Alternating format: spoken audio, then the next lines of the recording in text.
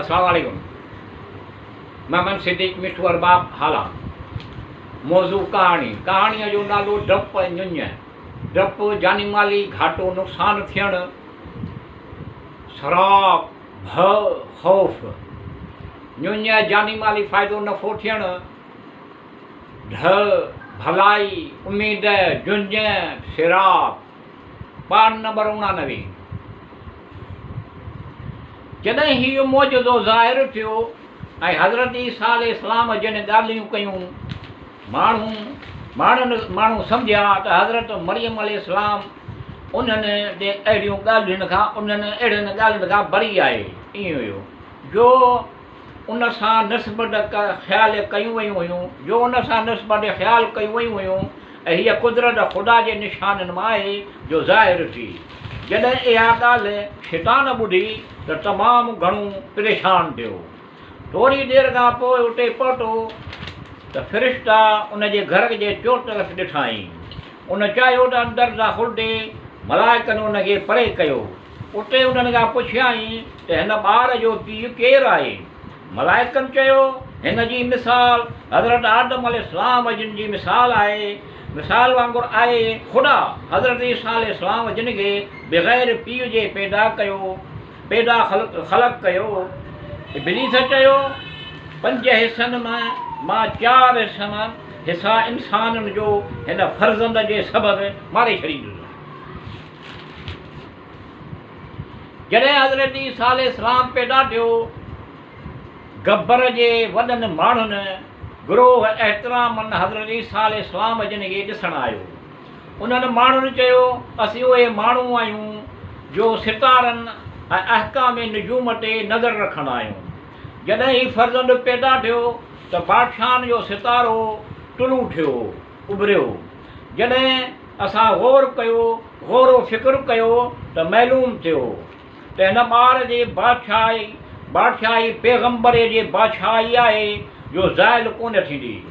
AC ताईं जो ख़ुदा हिन खे आसमान ते खणे। जॾहिं दुनिया ख़तमु थींदी त हिन जी बादशाही आख़िरत जी अबदी बादशाहीअ में मुंतक़िल थींदी। असीं मशरिक़ उभरंदे तरफ़ खां आया आहियूं। हिन सितारे जे रहबरीअ सां हेसी ताईं पहुता आहियूं। हिन मक़ाम ते असां ॾिठो त इहो सितारो हिन ॿार जे मथां अची बीह रहियो। अहिड़ी तरह असां तव्हांखे सुञातो। हज़रत मरियम अलैहिस्सलाम साहिबा, सितारो तव्हांजो इहो फ़र्ज़ंद आहे। असीं पंहिंजो हॾियो हिन ते क़ुर्बान करण लाइ आंदो आहे। आंदो हुयो। उन्हनि गब्बर जे माण्हुनि चयो दुनिया में कंहिंजे लाइ अहिड़ियूं शयूं कोन आंदियूं हुयूं, छो त हीउ हॾियो असां हिन ॿार लाइ मौज़ू सम्झियो। हीउ सोनो मुर्ग कुंडीदार आहे ऐं सोन दुनियावी सरमायो आहे ऐं तव्हांजो मर्दम बहितरीन फ़र्ज़ंद आहे। ऐं मुर्ग कुंडे ज़ख़्मनि ऐं बीमारनि ऐं दीवानगीअ जो शफ़ात ॾियण वारो शइ आहे, छो त तव्हांजो फ़र्ज़ंद बीमारनि जो इलाजु करण वारो हूंदो। उन करे ई उन लाइ मुनासिबु आहे। ऐं कंदूरो इहो आहे जंहिंजो ॾूंहुं आसमान ताईं पहुचंदो आहे ऐं ॿियो कंहिंजो ॾूंहुं आसमान ताईं पहुची कोन थो।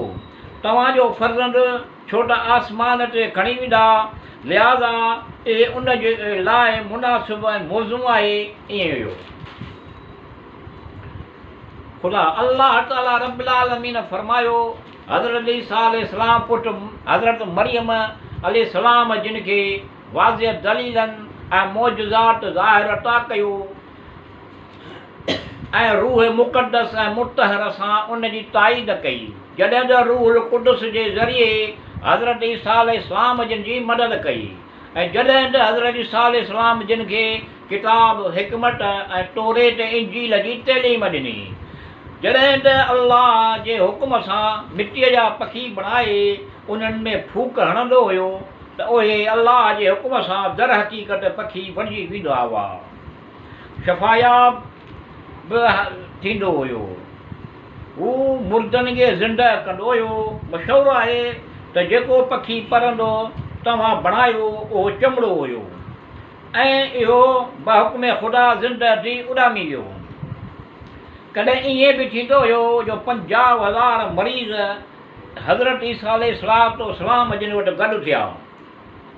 उन्हनि मां केरु कोन ईंदो हुयो त ख़ुदि उन वटि वेंदो हुयो।